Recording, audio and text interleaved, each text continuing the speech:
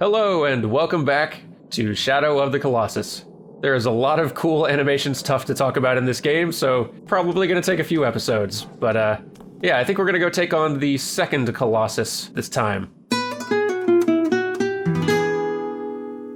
So I guess I haven't talked about jumps. But jumps are kind of tricky in video game animation, and the biggest reason why is because there is no time for an anticipation. Anticipation is another one of the animation principles. We're going to talk about that in a couple games, I think. I can't remember what order I planned to do this in, but anyway, suffice it to say for now, jumps in a video game are kind of tricky because there's no time for you to have the character crouch down and get ready to spring upward. When the player hits the jump button, they want to jump. They want to be in the air. They don't want to wait a half second for the character to crouch down and squat and like swing their arms back and get ready to leap forward. They just want the character to leap. When a character runs up to the edge of a cliff, they're going to press the jump button right at the edge of that cliff. They want the character to spring into the air at that exact moment. So in video games, when a character jumps, a lot of the time, they will just boing up into the air without doing that crouch beforehand that in real life helps to give the jump its power. So jumps can look a little bit weird in video games. So you'll notice when this guy jumps, he pretty much just gets lifted up into the air like he's flying.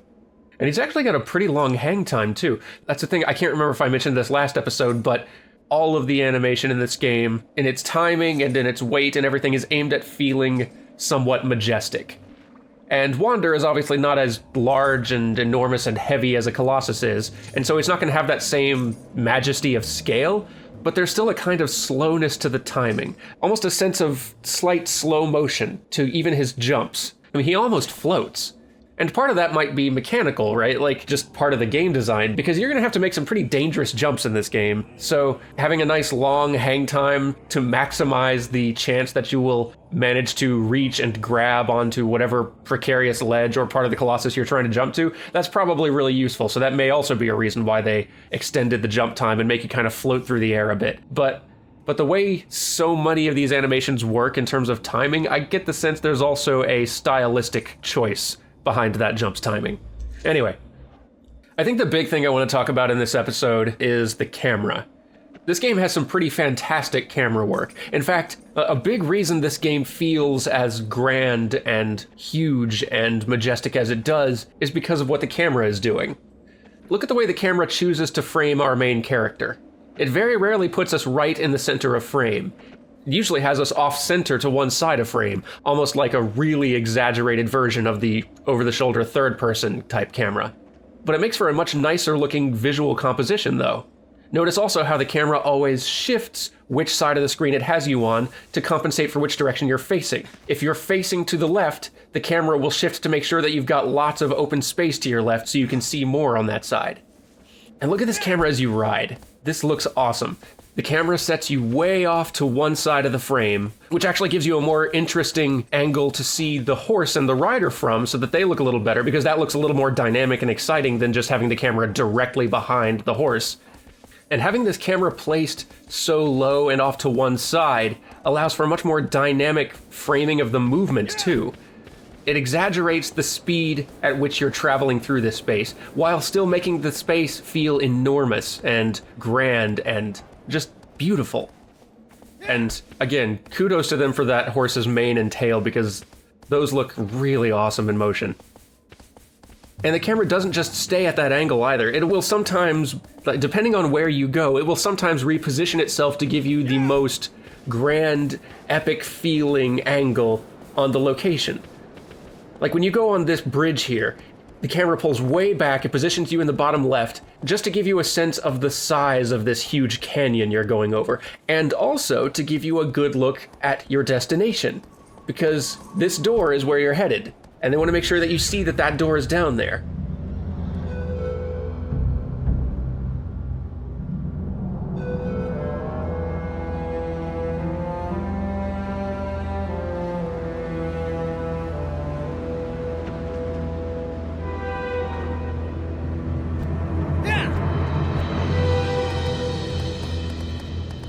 Another thing you'll notice in all of the camera movement is that the camera doesn't move quickly. Even though the camera is almost always in your control, the way it moves and the sort of angles and positions it favors and tries to stick to is designed to always make everything you're seeing look as grand and huge and epic as possible. And not just during the fights, even during the quiet moments like these. So this is why I think majesty is like the best word to describe this game's aesthetic, because in everything it does, whether it's being big and bombastic during a fight, or whether it's just one of these quiet moments riding through an empty landscape, everything just feels enormous and important and larger than life.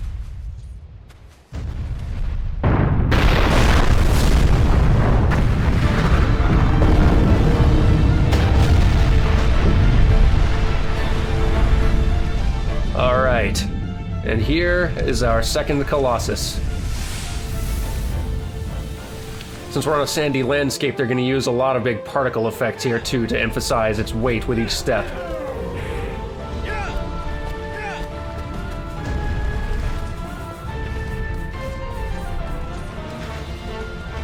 So the first Colossus we fought was a fairly basic bipedal character. This one is a fairly standard quadruped. It's got just 4 very large hooves. It's very cow-like. See, look at this. Even when you hold the button down to have the camera lock on to the Colossus, no matter where you're positioned, the way it frames the Colossus and you, and the angle it gives you, it's like no matter where you move the camera, what you're trying to focus on, what you're doing, the camera will find a way to do what you want it to, while still framing it in the most beautiful way possible. I'm really impressed by the camera in this game. I think if this camera was not working as well as it was, this game would not feel half as cool as it does. Like, I don't think it can be overstated how much of the way this game feels is due to the camera.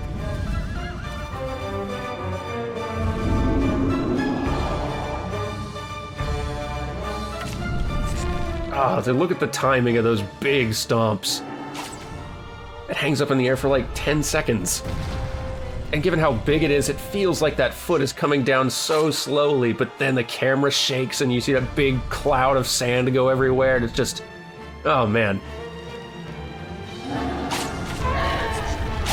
The sound effects, the camera shake, and the particles are doing a lot of the work to make sure that everything this guy does, even though it's slow, they're making sure that it still feels heavy and big and powerful. Because in making the timing of all the Colossus's movements slower, one of the risks you run is, if you do it wrong, it's going to make the Colossus's movements feel soft. Like there's not a lot of impact to anything it's doing. And that's definitely not what you want. You still want these things to feel enormous and powerful and dangerous.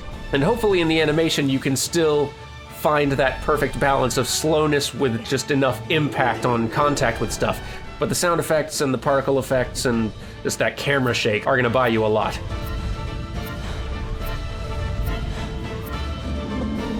Oh, look at that. Just look at the separation on those spine ridges as it tries to shake you off, and the movement kind of starts at the top of its spine, working its way down to the base. It looks so cool.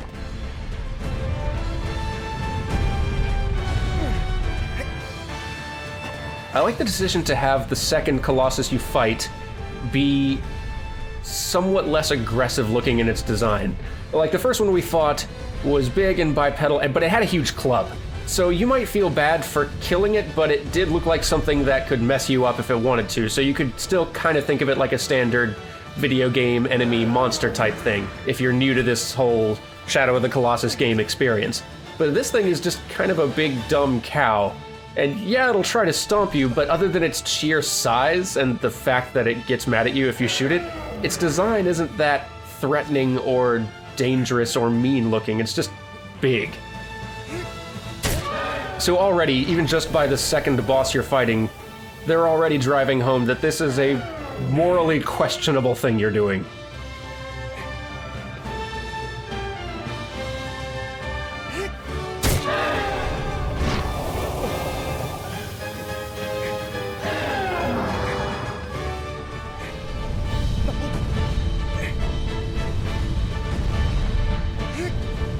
The design of the look of these things is fascinating. Like, they all look like they've got some sort of old armor or ruins or something. Like, man.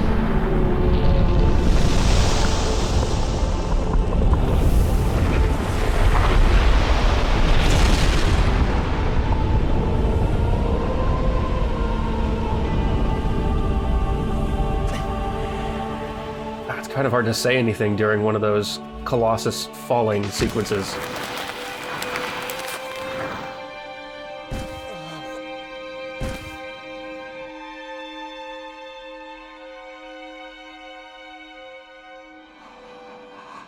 Alright, that's 2 Colossi down.